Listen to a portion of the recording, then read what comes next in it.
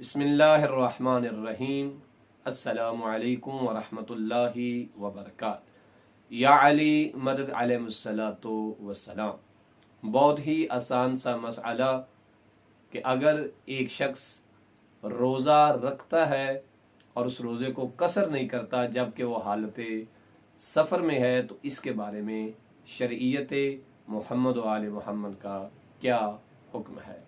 तो याद रहे कि अगर इंसान इतना सफ़र करे कि जो सफ़र शरई है, जिसके मुताल्लिक शरीयत ने हुक्म दिया है कि इंसान 44 या 44.5 किलोमीटर का सफ़र तय कर लेता है ज़वाल से पहले हालत रोज़ा में, तो उस इंसान का रोज़ा कसर होगा।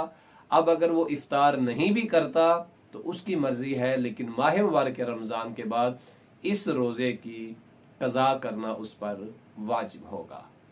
अब बहुत से लोग हैं वो कहते हैं कि अब सफ़र आसान से हो गए हैं, लिहाजा हमें रोज़ा कसर करने की ज़रूरत नहीं है। तो याद रहे कि जो शरीयत मुक़द्दसा का हुक्म है हमें उसी पे ही अमल करना है।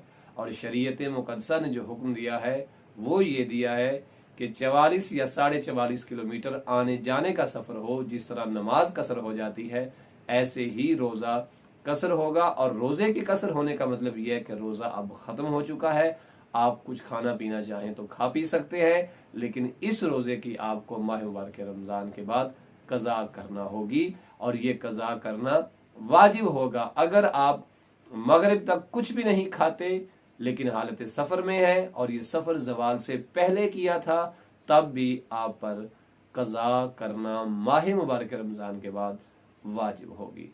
अपने आप को भूखा रखें या कुछ खा लें, शरीयत की निगाह में आपका रोज़ा नहीं है। वसल्लल्लाहु अला मुहम्मद व आले